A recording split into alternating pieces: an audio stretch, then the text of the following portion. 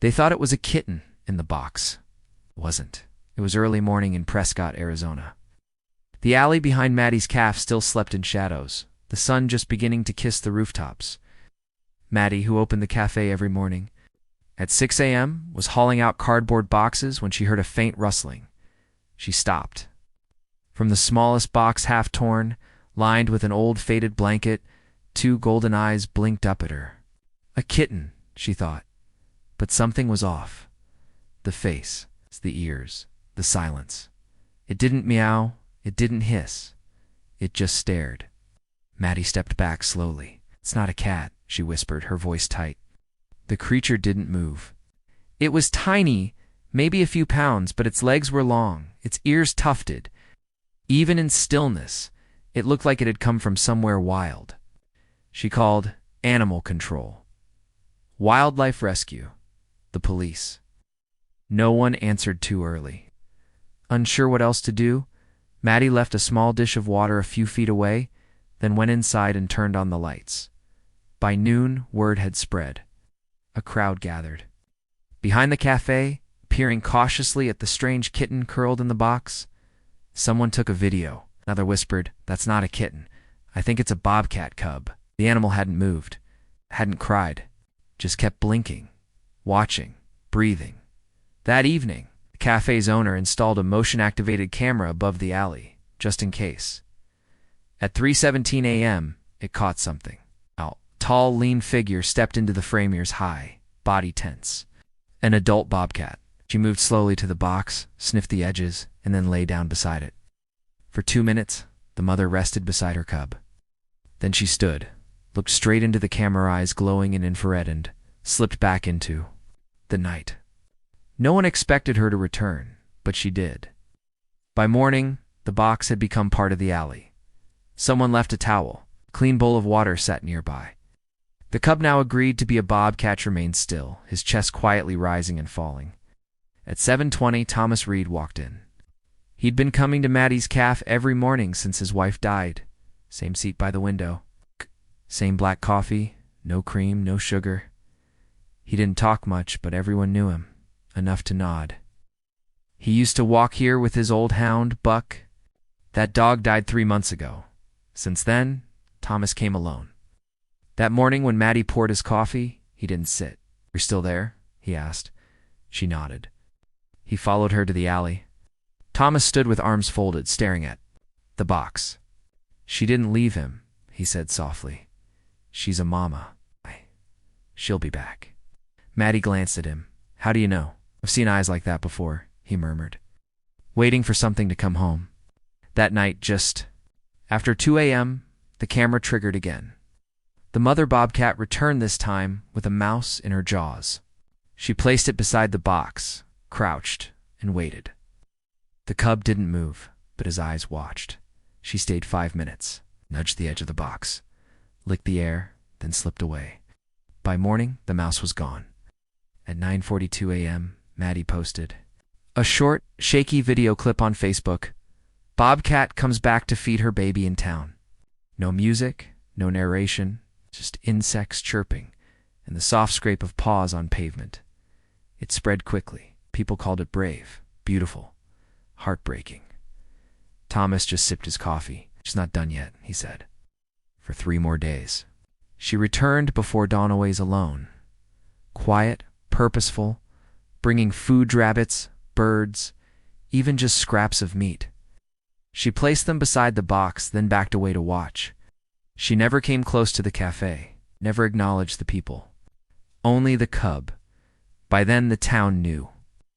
Some came quietly to look. Others came to question. "Why is she leaving it here? It's not normal. Shouldn't we call someone?" "She's wild," someone muttered. "Doesn't belong." Here, there were whispers of animal control. Talk of rabies. Danger. Thomas never argued. He just brought fresh water every morning. Set it down. Step back. The cub changed. Still didn't cry, but he began to move, lifting his head when someone approached. Then, after Thomas's 3rd visit, he stepped out, just 2 feet. Enough to sniff the towel. Enough to drink. Then he curled back up, as if the world outside the box was still too much. But he trusted Thomas. There was no leash, no cage, just understanding. So on the fourth evening, someone nailed a hand-painted sign to the alley wall.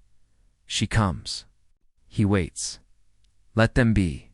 It wasn't official, but it held. The mother kept coming. The cub stayed. The town paused. And something rare happened, an invisible agreement. She would not cross the line, and neither would they. But one night she didn't. Come. No shadow, no movement, no mouse. Maddie reviewed the camera footage at dawn.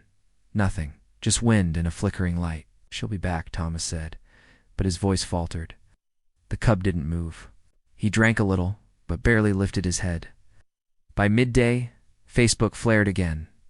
She's abandoned him. He's going to starve. This isn't natural. Someone called a wildlife center. Another mentioned state authorities. But Thomas stayed quiet until someone asked, "What if she's gone for good?" He looked up. She's watching. That night, just past 2 a.m., the camera clicked on. She was back, but not with food. She stepped from the shadows, limping. Her coat was darkened with soot, her breathing shallow. And in her jaws another cub, smaller, burned at the edges, barely alive. She laid him gently beside the first box, then collapsed beside them both. No growl, no sound. She just closed her eyes and rested her chin between them. At sunrise, the alley held its breath. People gathered, not police, not press, just neighbors, families, children. No one stepped close. The mother hadn't moved. One cub lay beneath her chin. The other trembled, pressed into her side. The box was crushed, now flattened by life. Thomas placed a clean bowl of water near her. She opened her eyes, didn't growl, didn't flinch, just blinked once. That was enough. The town rallied not to trap her, not to relocate, but to protect. They built a shelter from plywood and tarp, carpeted the floor, left food, water, gauze, but never crossed the line. She stayed. It's not because she was tamed, but because she chose to. A week passed. The cubs grew bolder. One rolled in the dust. Another pawed at an apple. They played under the morning light. Thomas sat nearby with his coffee. She made it home, he whispered. A sign was hung. The alley family. A donation jar appeared beside the register for food, water, blankets, and respect. But it didn't last. On the 7th morning, they were gone. At 2:46 a.m., the camera showed her rising. Both cubs followed. She looked once toward the cafe, then vanished into the trees. Hazel cried. Thomas didn't. She did what she came here to do, he said. She got strong enough to leave. The sign above the cafe stayed. Another was painted on the alley wall below the fading letters. She showed them where it's safe. Now she showed them where they belong. People still left water, not because they thought she'd return, but because something in them hoped she might. And sometimes, just after sunset, someone walking near the trees swore they saw movement. Not a threat, not a ghost, just a shape. Low, fast, shadowed in fading gold. And for a moment the whole town held its breath. The shelter stood for weeks.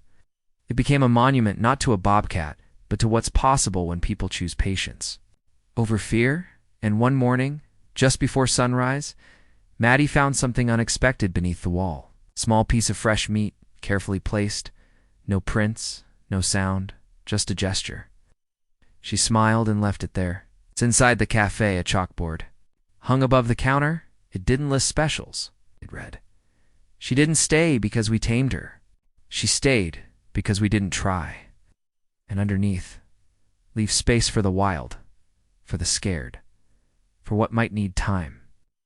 Every story on Pawthos reminds us that the wild isn't something to fire, it's something to protect. When you support stories like this, you help give animals not just rescue, but the dignity of choice, the power of safety, and the right to be wild. Subscribe to Pawthos, where every heartbeat tells a story, and every story holds hope.